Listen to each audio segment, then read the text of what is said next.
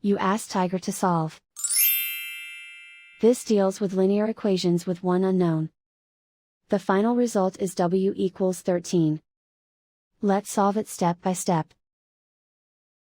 Group all constants on the right side of the equation. Subtract 60 from both sides.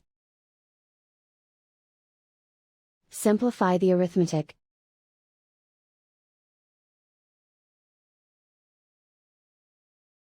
Isolate the w. Divide both sides by 5. Simplify the fraction. Find the greatest common factor of the numerator and denominator. Factor out and cancel the greatest common factor. And so the final result is w equals 13.